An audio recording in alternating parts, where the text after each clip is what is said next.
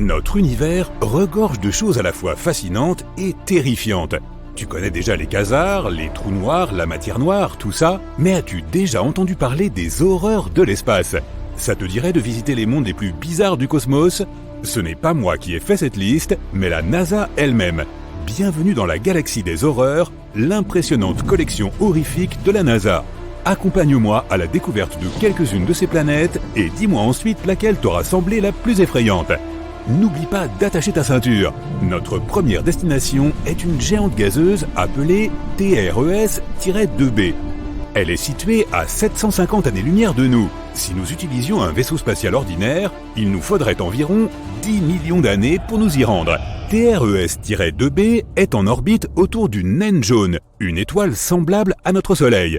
Et elle fait environ 1,5 fois le poids de Jupiter. Alors, qu'est-ce qu'elle a de si spécial ? Eh bien, si tu as peur du noir, tu n'auras certainement pas envie de visiter cet endroit. C'est la planète de la nuit éternelle, la plus sombre de toutes les planètes que nous connaissions. Mais elle n'est pas si éloignée de son étoile. Alors, comment ça se fait ? Le fait est que la surface de TRES-2b reflète la lumière encore plus mal que le charbon. À cause de cela, on dirait qu'il n'y a pas de lumière du tout. Si tu survolais la surface de cette planète, ce serait comme si tu avançais avec un bandeau sur les yeux. Mais attends, en fait, il y a de la lumière. Une étrange lueur d'un rouge profond entoure la surface de la planète. Cette lueur provient de son atmosphère brûlante, ce qui fait de TRES-2b une planète extrêmement chaude. L'air y est encore plus chaud que de la lave. Terrifiant, hein ? Mais tu n'as encore rien vu. Nous allons maintenant nous rendre dans un lieu encore plus horrible que celui-ci. La NASA n'a pas exagéré quand elle a dû lui choisir un surnom.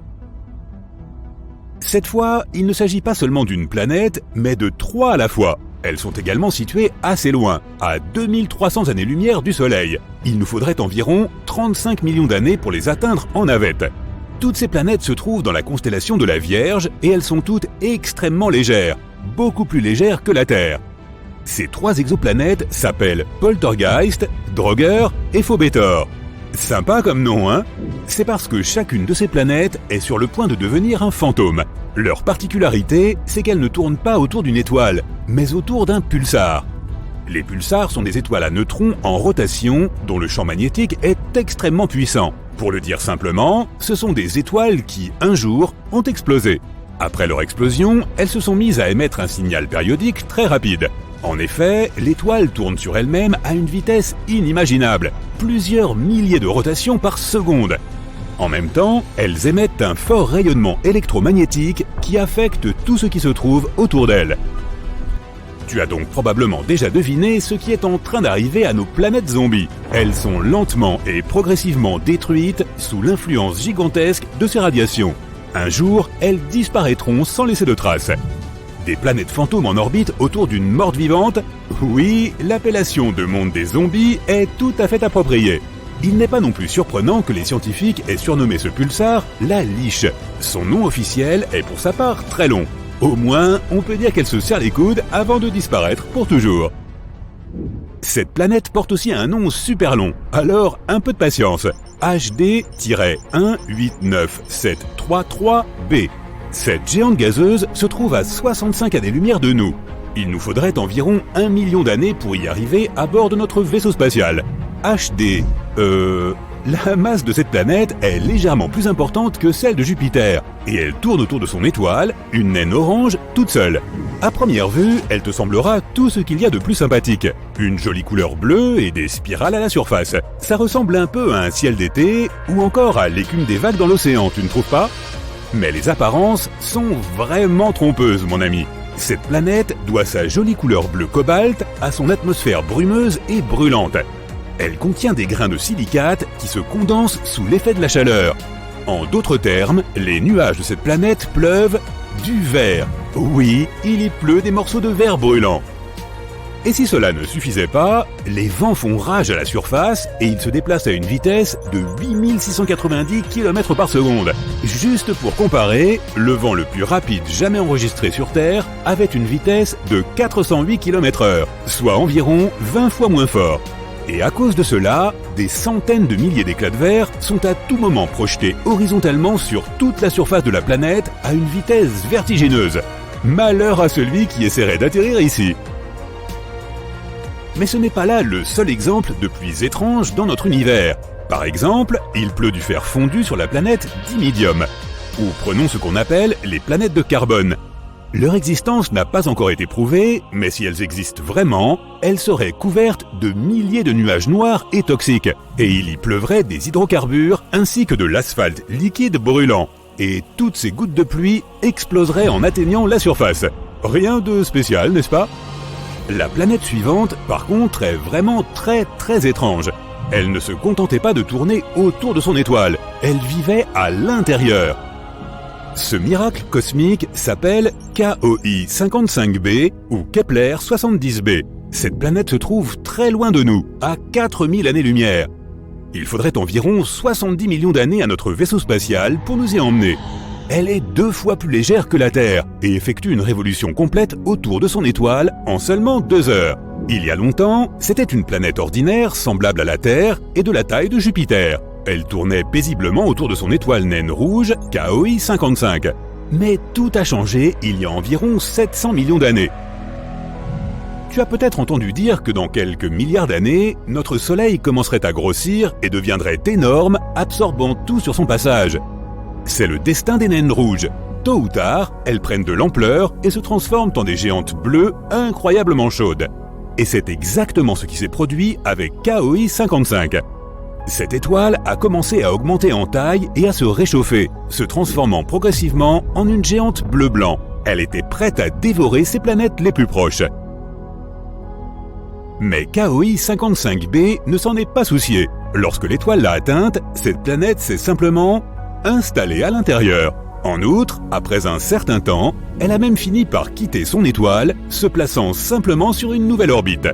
Comment est-ce possible ? Le temps passé à l'intérieur de son étoile a transformé KOI 55b en un gros caillou chauffé à blanc. C'est l'une des planètes les plus chaudes que nous ayons découvertes jusqu'à présent. La température y atteint 6650 degrés Celsius. C'est plus chaud que notre Soleil, qui est, je te le rappelle, une véritable étoile.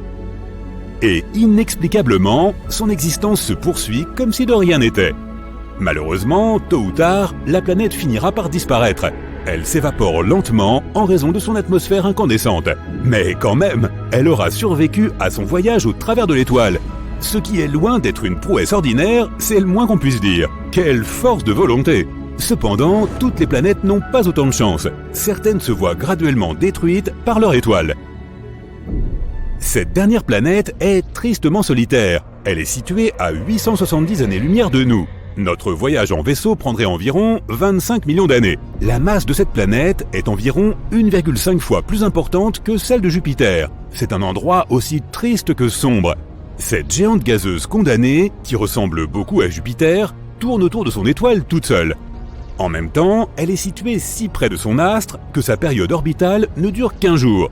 Bien sûr, à cause de cette proximité, l'étoile absorbe progressivement WASP-12b.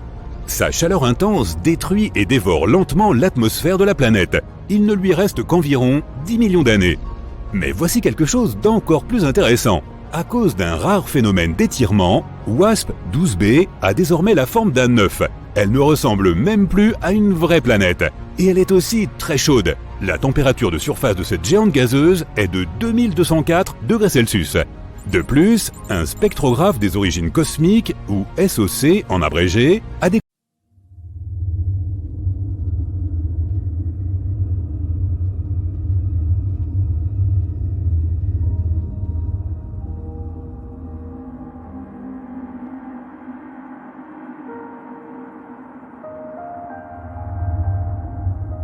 la chaleur du Soleil est sous nos pieds. Les scientifiques ont découvert que le noyau de la Terre est en réalité aussi chaud que la surface du Soleil, environ 6000 degrés Celsius. L'une des raisons pour lesquelles il fait si chaud là-dessous est que la Terre perd encore de la chaleur datant de sa création, il y a des milliards d'années. De plus, lorsqu'un objet aussi gros que Mars a percuté la jeune Terre, il a non seulement créé la Lune, selon une théorie, mais il a aussi fait fondre la surface de la planète. Une grande partie de cette chaleur supplémentaire est probablement encore stockée à l'intérieur du noyau. Mais il n'y a pas lieu de s'inquiéter. Il est plus difficile pour nous d'accéder au noyau de la planète que de sonder la surface de Pluton. En fait, il y a de fortes chances que nous ne développions jamais une technologie qui nous permette d'atteindre physiquement le noyau. Il n'y a pas d'air sur la Lune. Mais alors, comment peut-il y avoir de la rouille? Des scientifiques ont découvert la présence d'hématite sur la Lune, qui est une sorte de rouille. Un instrument de recherche spécial de la NASA a examiné la lumière réfléchie par la surface de la Lune. Il s'est avéré que la composition des pôles de notre satellite naturel était très différente du reste de la Lune. La surface est parsemée de roches riches en fer. Mais sans oxygène ni eau liquide, la rouille ne peut pas apparaître. Les vents solaires ajoutent au mystère. Ils bombardent la Lune d'hydrogène. Or, l'hydrogène rend la formation d'hématite beaucoup plus difficile.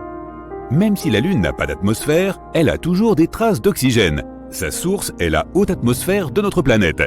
La Terre protège aussi la Lune de presque 100% des vents solaires, mais pas tout le temps. Et même si notre satellite naturel est complètement sec, il pourrait y avoir de la glace d'eau dans les cratères ombragés de sa face cachée.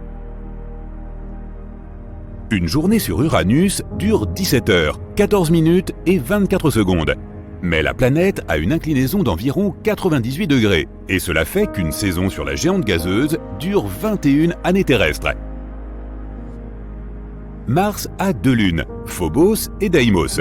Dans les 30 à 50 millions d'années à venir, les forces gravitationnelles de Mars déchireront Phobos et cela entraînera probablement la formation d'un anneau autour de la planète. La Terre est la planète la plus dense du système solaire. Au centre de la Terre, le noyau occupe 15% du volume de la planète. Il se compose de 2 parties, le noyau externe et le noyau interne. Le noyau interne est une boule solide composée de fer et de nickel. Son rayon est de 1220 km, ce qui représente 20% du rayon de la Terre entière et 80% du rayon de la Lune. Le noyau externe, d'une épaisseur de 2400 km, est liquide. Il est aussi composé de fer et de nickel, mais il n'est pas assez sous pression pour être solide. Mars abrite le plus grand volcan du système solaire. Bien que de nos jours tout semble calme sur Mars, dans le passé, une sorte de force a provoqué la formation et l'éruption d'énormes volcans. L'un de ces volcans est Olympus Mons. Il mesure 26 km de haut, soit 3 fois la hauteur de l'Everest, et 600 km de large, soit la taille de l'Arizona. Le volcan a atteint une telle taille à cause de la faible gravité sur Mars et de l'absence de mouvement des plaques tectoniques. La gravité n'est pas la même partout. Les roches, métaux et autres minéraux et substances qui composent la planète sont plus serrés dans le sol à certains endroits qu'à d'autres. Cela a des conséquences surprenantes. La gravité varie légèrement selon l'endroit où tu te trouves. Tu pèses 0,5% de moins à l'équateur qu'au pôle. Dans la plupart des cas, cela représente une différence de moins d'1 kg. L'altitude à laquelle tu te trouves a aussi un effet. Donc si tu étais au sommet du mont Everest, tu pèserais aussi légèrement moins. L'être vivant le plus résistant de la Terre est si petit que tu ne peux pas le voir. Les tardigrades, également connus sous le nom d'oursons d'eau, sont de mignonnes petites créatures avec 8 pattes et des têtes écrasées qui font moins d'1 centième de centimètre. Malgré leur taille microscopique, ils peuvent survivre pratiquement partout. Ils préfèrent les morceaux de mousse humide ou le fond des lacs, mais ils ne se plaindront pas si tu les places dans un endroit vraiment inconfortable. Ils peuvent supporter un froid extrême et une chaleur incroyable, et survivre à une pression énorme et à des radiations élevées. Certains de ces oursons ont même réussi à survivre sans protection dans l'espace pendant 10 jours. Ils gèrent tout cela en se roulant en boule et en hibernant, ce qui réduit leurs besoins en oxygène et en nourriture. La gravité de la Lune est environ 17% de celle de la Terre. Si tu pesais 91 kg sur notre planète, ton poids lunaire passerait à seulement 15 kg. Tu pourrais aussi porter des objets 6 fois plus lourds que ceux que tu peux porter sur Terre. Il serait aussi plus facile de marcher sur la surface de la Lune. Mais ce serait aussi plus dangereux. Tes pieds, à l'intérieur d'une combinaison spatiale lourde, s'enfonceraient dans le sol lunaire jusqu'à 15 cm de profondeur. Mais imaginons que tu décides d'éviter le processus fastidieux de la marche en sautant dans les airs. Tu perdrais alors probablement le contrôle de tes sauts en un rien de temps. De plus, la surface de la Lune est jonchée de profonds cratères. Les éviter tous serait un exploit. Tu peux voir les éclipses solaires, car même si la Lune est 400 fois plus petite que le Soleil, elle est aussi 400 fois plus proche de la Terre. Elle est donc parfaitement capable d'obscurcir notre étoile. Mais dans 50 millions d'années, la Lune ne pourra plus bloquer complètement le Soleil à cause de son orbite changeante. Une combinaison spatiale complète de la NASA coûte la somme faramineuse de 12 millions de dollars, dont 70% sont consacrés aux modules de commande et aux sacs à dos. Au centre même d'Uranus, il y a un noyau rocheux, relativement petit, juste la moitié de la masse de la Terre. Comparé aux autres planètes, le noyau d'Uranus est plutôt froid, 5000 degrés Celsius. Un manteau de glace entoure le noyau solide et il représente la plus grande partie de la planète, environ 80%.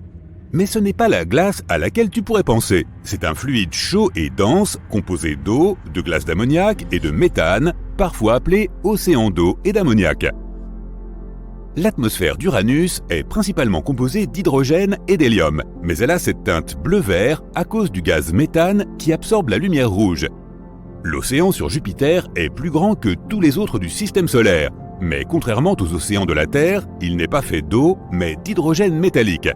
La profondeur de cet océan est époustouflante, 40 000 km, soit presque autant que la circonférence de la Terre. Vénus est une championne en matière de volcans. Elle en compte environ 1600, mais aucun d'entre eux n'est connu pour entrer en éruption. Il y a un trou noir supermassif à 250 millions d'années-lumière de nous. Il émet le son le plus profond jamais détecté pour un objet de l'univers. Il est 57 octaves plus bas que le do central de ton piano. C'est un quadrillion de fois plus profond que ce que nous pouvons entendre. Mercure est âgé de quelques milliards d'années. En 2016, les scientifiques ont découvert des anomalies à la surface de la planète qui montrent qu'elle rétrécit. Après d'autres recherches, ils ont découvert que Mercure n'avait pas encore fini de se refroidir. Il existe des planètes qui ne sont liées à aucune orbite stellaire et qui errent sans but dans l'espace. Parmi les objets spatiaux les plus spectaculaires se trouvent les pulsars. Les pulsars sont un type d'étoile à neutrons. Ils expulsent une partie de leur matière presque à la vitesse de la lumière. Les pulsars réguliers tournent à une vitesse raisonnable, entre 1/10 et 60 fois par seconde. Mais les pulsars millisecondes peuvent tourner à une vitesse impressionnante de 700 fois par seconde, ce qui est bien trop rapide pour que l'œil humain puisse le détecter. Lorsqu'ils tournent, ils émettent un faisceau de radiation depuis leur axe qui ressemble à la lumière d'un phare. Les astronomes peuvent remarquer les pulsars lorsqu'ils font face à la Terre, car on dirait qu'une lumière est braquée sur notre planète. Lorsque la lumière brille ailleurs, le pulsar ne peut pas être vu.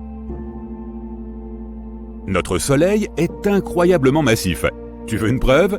99,86% de toute la masse du système solaire est la masse du Soleil, composée en particulier de l'hydrogène et de l'hélium. Les 0,14% restants sont principalement la masse des 8 planètes du système solaire. Les anneaux de Saturne sont très fins par rapport à sa taille. Si tu avais un modèle réduit de la planète de 1 mètre de large, les anneaux seraient 10 000 fois plus fins qu'une lame de rasoir. Même si Vénus est la planète la plus chaude de notre système solaire, elle a quand même de la neige. Mais pas la neige à laquelle tu t'attends. Il neige des métaux et il pleut de l'acide. Pas vraiment l'endroit idéal pour tes prochaines vacances. Une fois qu'elles ont explosé, les étoiles ne sont pas censées revenir à la vie. Mais certaines étoiles ont en quelque sorte survécu à la grande explosion des supernovas. Ces étoiles zombies sont plutôt rares. Les scientifiques en ont trouvé une très grosse appelée LP40-365. C'est une naine blanche partiellement consumée. Une naine blanche est une étoile qui a brûlé tout son hydrogène, lequel était auparavant son combustible nucléaire. Dans ce cas, l'explosion finale n'était peut-être pas assez puissante pour détruire l'étoile, ce qui explique qu'une partie de la matière ait survécu. Une autre de ces étoiles zombies est une ancienne naine blanche ou un résidu d'explosion qui a englouti tellement de matière d'une autre étoile qu'étonnamment, elle a explosé de nouveau. Si tu vas sur la Lune un jour et que tu vois des empreintes fraîches, cela ne signifie pas qu'il y a quelqu'un d'autre avec toi. Les empreintes de pas ou autres marques similaires peuvent y rester 1 million d'années, car la Lune n'a pas d'atmosphère. Il n'y a donc pas de vent qui pourrait lentement effacer ces empreintes. Dans l'espace, tu serais assez fort pour souder 2 pièces de métal ensemble avec tes propres mains. Ok, ça n'a rien à voir avec la force. Tu aurais juste à les presser ensemble et c'est tout. L'oxygène de notre atmosphère forme une fine couche à la surface du métal qui agit comme une barrière. C'est pourquoi ce tour de force, impossible sur Terre, est parfaitement plausible dans l'espace. D'ailleurs, si tu y vas un jour, n'enlève pas ta combinaison hors du vaisseau spatial. L'air dans tes poumons se dilaterait, ainsi que l'oxygène se trouvant dans tout ton corps, et tu gonflerais comme un ballon. Bonne nouvelle, la peau est suffisamment élastique pour t'empêcher d'exploser. Maigre consolation. Si tu regardes un film émouvant dans l'espace et que tu te mets à pleurer, tes larmes ne couleront pas. Elles s'accumuleront autour de tes globes oculaires, tes yeux deviendront trop secs et tu auras l'impression qu'ils brûlent. Tout liquide à la surface de ton corps s'évaporera, y compris la salive sur ta langue. En parlant de brûler, on ne peut pas faire de feu dans l'espace car il se nourrit d'oxygène et comme il n'y en a pas dans l'espace, si un incendie se déclare dans une navette, il suffit de couper le système de ventilation. Cela deviendrait plus compliqué si de la fumée se produisait et que certains matériaux fondaient dans des conditions de gravité réduites. Les extincteurs à mousse ordinaires que nous utilisons sur Terre sont d'ailleurs inutiles ici, car ils libèrent de la mousse de manière disparate. Des chercheurs sont en train de mettre au point un extincteur qui éteindrait les incendies en utilisant des ondes sonores. Plus l'intensité du son est élevée, plus il peut éteindre de grandes flammes, mais les astronautes risquent de devenir sourds si la fréquence est trop élevée. Un trou noir n'est pas un monstre affamé qui se balade et à la gravité duquel rien ne peut échapper. Lorsqu'une chose s'approche du point de non-retour, que nous appelons aussi l'horizon des événements, elle disparaît sans jamais revenir en arrière. Mais selon la physique quantique, rien ne peut véritablement être réduit à néant. Il s'agit donc d'un paradoxe. C'est Stephen Hawking qui a pensé que les trous noirs n'avaient pas vraiment d'horizon des événements. Peut-être ont-ils des horizons apparents qui emprisonnent les choses pendant un certain temps et que l'énergie piégée finit par s'échapper sous une forme différente. Lorsqu'un objet entre dans un trou noir, il change de forme et s'étire comme un spaghetti. Cela se produit parce que la forme gravitationnelle tente d'étirer un objet dans une direction tout en le comprimant dans une autre. Autre paradoxe. D'ailleurs, un trou noir aussi gros qu'un atome a la masse d'une énorme montagne. Il y en a un au centre de la Voie lactée qui s'appelle Sagittarius A. Il a une masse équivalente à 1 milliard de soleils, mais heureusement, il est très loin de nous. Plus de 23 000 débris spatiaux plus gros qu'une balle de baseball flottent au-dessus de notre planète en se déplaçant à plus de 28 000 km/h. Et il y en a environ 500 000 qui ont la taille d'une bille.